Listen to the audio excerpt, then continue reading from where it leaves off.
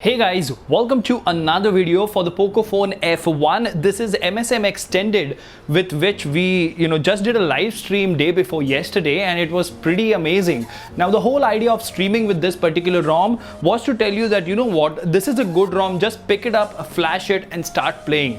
That's about it. And that idea came up to be pretty well. How exactly, I will actually go ahead and tell you that in this particular video. But before we get into all of that, if you haven't already, please subscribe and hit that notification bell icon so that you get notified every time I upload a video. At the same time, in the description of each of my videos, you will find a link to our Telegram community. Go ahead and check us out there as well. And if you think the channel is worth the hard work, worth the effort, please click on the join button and join our membership. Now, without further ado, hello awesome people. Welcome to Smartphone Tutorials. My name is Kailash. Let's get going.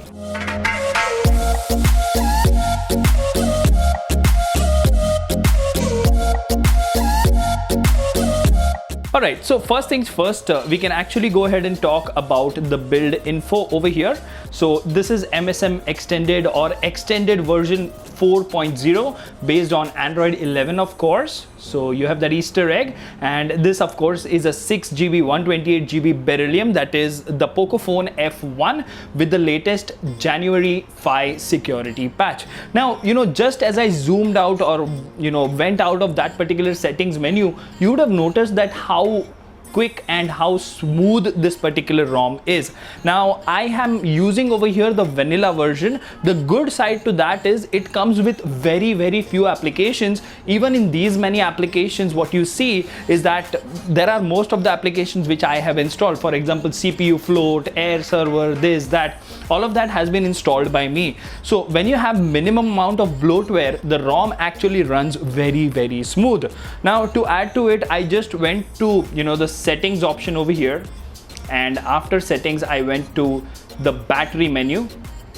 Now in battery you do have thermal profiles, so you can go to PUBG and select gaming, you can go to Geekbench and select benchmark, you can individually set the thermal profiles for each and every application. That is something that I really liked. Now apart from this, if you would ask me what is so different about it, why are you recommending this ROM? Well, this proved to be a decent daily driver for me. I did not have any force closes, any lagging or anything of that sort. It does come with a built-in screen recorder. It does come with working screencast, gaming mode. The only thing that didn't work for me was the FPS info, but I think we are okay with that. So, that was how I gamed on it. But what about the features, you ask? This is a custom ROM, and custom ROMs are known for features. Now, when you say something like that, you have something called as extensions. Now, if you've been a regular subscriber to this particular channel, I have been a big advocate of the idea that customizing your ROM while making it is a different thing, and how you present that customization to your target audience is a different story altogether. Well, to me this looks sort of bland and appealing at the same time. What they've done is they have organized everything in a very linear way. For example, the theme room allows you to customize almost each and every aspect of this particular ROM. Next up, if you keep going further, you will notice that you have the buttons option, not much here. Then you have decor room. So you do have the ambient display, you have the battery bar, you have the animations that you can customize. So next up, when we talk about this feature called decor room, you have a lot of customization here as well, and you do have different gestures, and then you have a lot of lock screen customization like charging animation, this, that, and all the other options. Now next up, going forward, you have the nav bar, notifications, you can customize the power menu, and these are the options that you can go ahead and actually use in the power menu. You can go to quick settings and customize the quick settings, status bar for voice over LTE, voice over Wi-Fi icons from a few different leading manufacturers, and you have system, and then finally you have extras. Now along with this, I can also confirm that screencasting, screen recording, all the features were working fine for me. I do have voice over Wi-Fi, Airtel Wi-Fi calling, as you can see, that works. And because we are using a vanilla version of this particular ROM, the call recording feature is already there. So the dual speaker works, the camera works just fine. Now when we talk about the camera situation, this ROM does come with a very basic camera application. so don't expect a lot over there. But yeah, the camera works just fine, and you know, all the basic features that you would need from a custom ROM are working fine. Now when you ask me about battery life, as I said, this is my secondary phone. My primary SIM card is in the iPhone, but the battery life hasn't, you know, gone ahead and disappointed me, because I played PUBG on the live stream from 80% to about 15%. It lasted for 2 hours to 2 hours and 10 minutes. That signifies that this ROM has very good battery life. And the charging speed, if you ask me, there are two ways to the charging speed. While gaming, the charging was as good as not working. I don't know why, but let me tell you, I was casting wirelessly to my PC and I was charging and playing PUBG at the same time while displaying the FPS info in CPU float.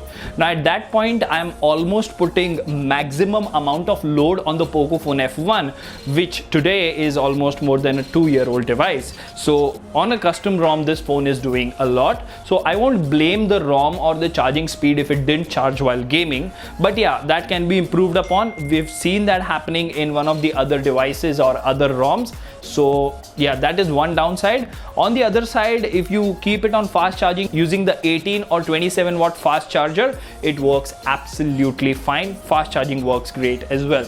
So what else? We have the customization covered, you have the gaming part covered. If you still want to see how this particular baby games, you can go to the live stream, which is there in the playlist of performance live streams, and you can check out the stream.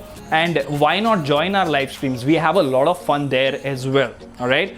Now I've covered the battery aspect, the performance aspect. Like when you talk about performance, there is one trusty application that I trust most of the time, that is Geekbench, and it is going to surprise over here looking at these numbers. Now this is 509, 2161. Now in a single core, this is almost similar to what POCO used to get when it launched.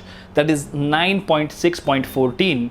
That is the first ever update with which the phone launched, and the multi-core score is a little higher. So all in all, you have a extended ROM which is based on the latest security patch, latest Android version. It can allow you to play games. It has a lot of customization features. I've not had any boot loops. I've not had any, you know, wideband L1 issues.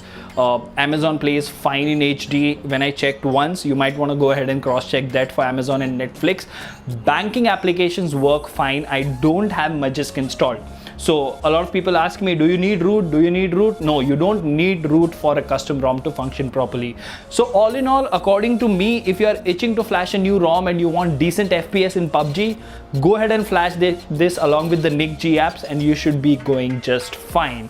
Now, apart from this, every single day, let me tell you before we end this video, every single day we are going to do a live stream on a new ROM on the POCO phone F1. We are going to release a new video as well, and we are adding a couple of new exciting devices. One of them, as you already know, is the K20 Pro that is coming back to the channel, but there is one more mystery device for which you will have a poll on the community section. Go ahead and fill that out, and if you are not satisfied with the options, you can go ahead and mention your choice of device there in the comment section. So that was all about Xtended 4.0 for the POCO phone F1. Solid ROM with solid performance and decent battery life. Until the next one, this is Kailash signing off at Smartphone Tutorials. Keep smiling. Take care. Goodbye.